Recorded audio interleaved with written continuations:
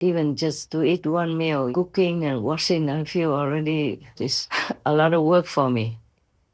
And you have to clean your house, you have to clean floor, wash the blankets and the clothes, and then wash the dishes after cooking and wash the kitchen and utensils and all that. I feel it's too much work already. I wish God would allow me to be breatharian again.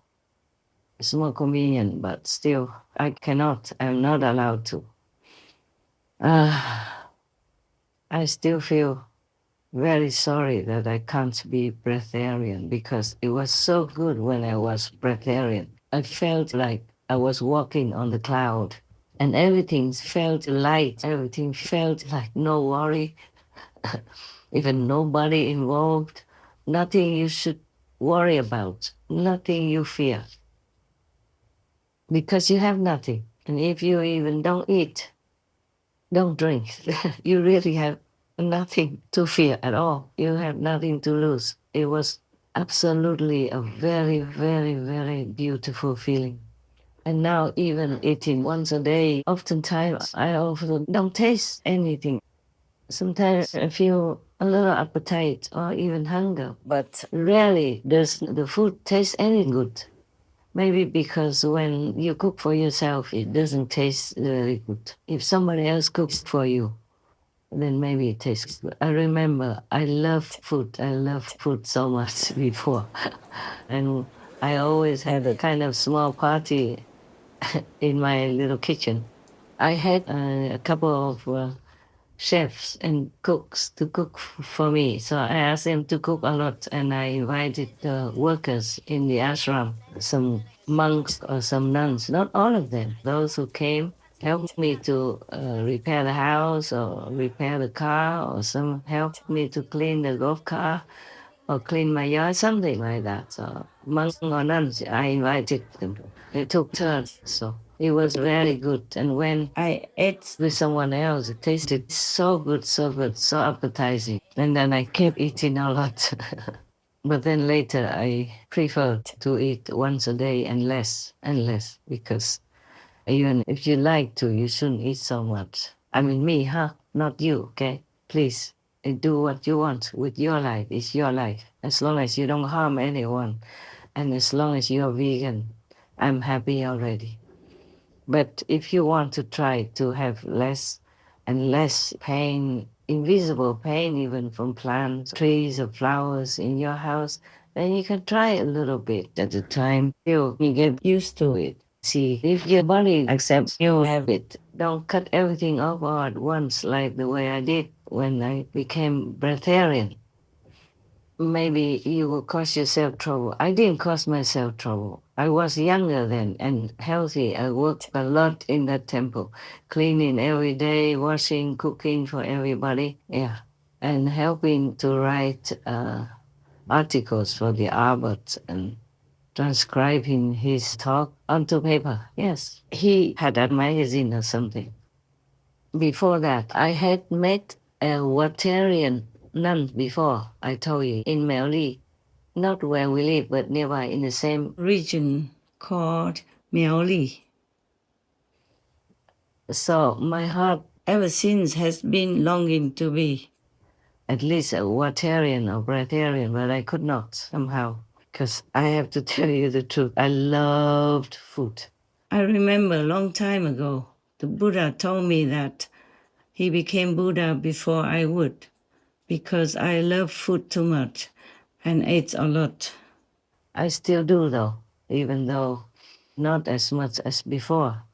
Usually before I lived with people or in the temple, a lot of people come and eat together, so that makes you have even more appetite. And when I was in Seoul, Taiwan also, I invited people to come eat with me. So the more people with you, the more appetite you have and the more you eat. Sometimes I couldn't go back into the old beautiful clothes that they made for me before. Because mostly when I go out in public, I have to wear the clothes that I designed or they designed at different companies in order to sell.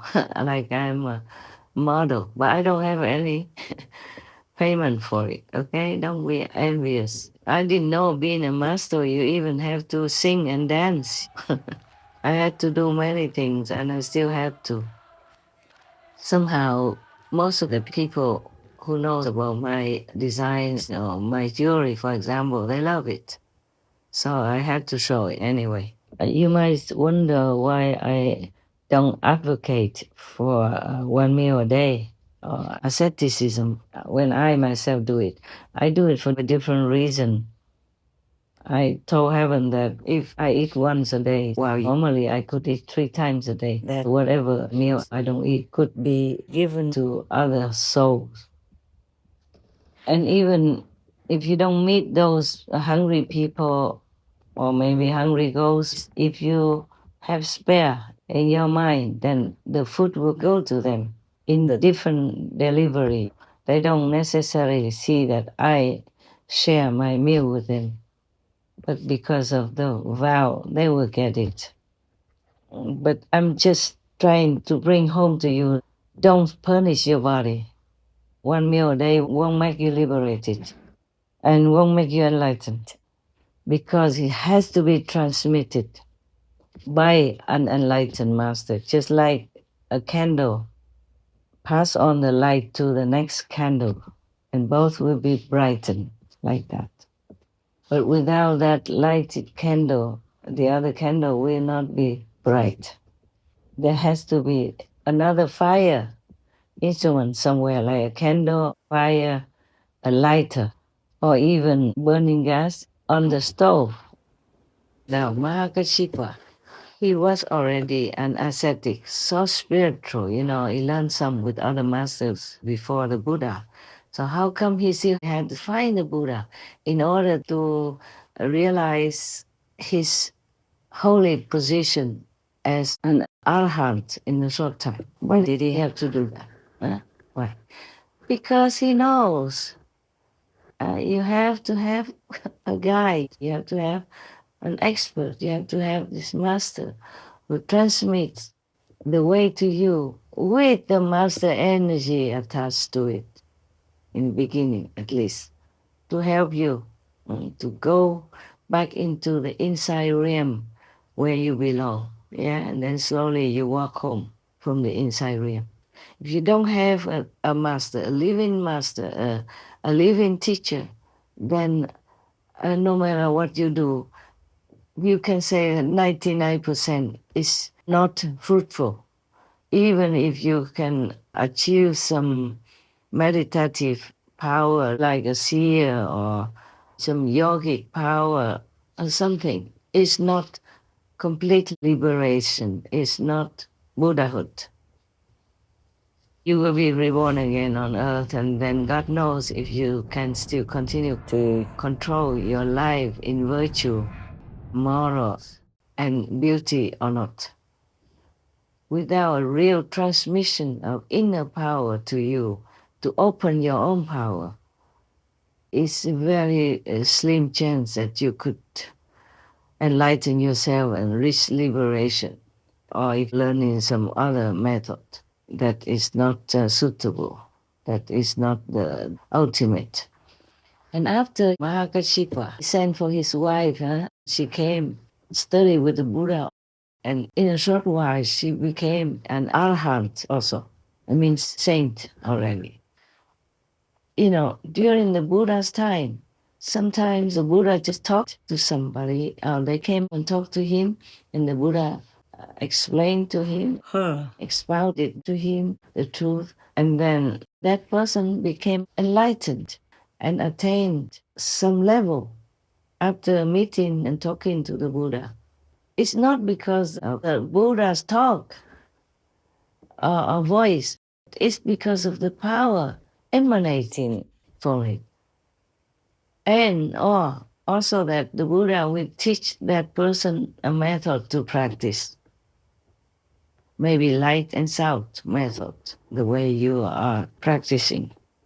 So it is not like you can just repeat or learn from somebody else, second or third hand from the Buddha. That means produced from the Buddha's teaching. and then you can be enlightened. You see, it has to be a living teacher. And many other monks also like Ananda and other persons, they have to be under the Buddha's merciful guidance with tremendous power from within the Buddha himself.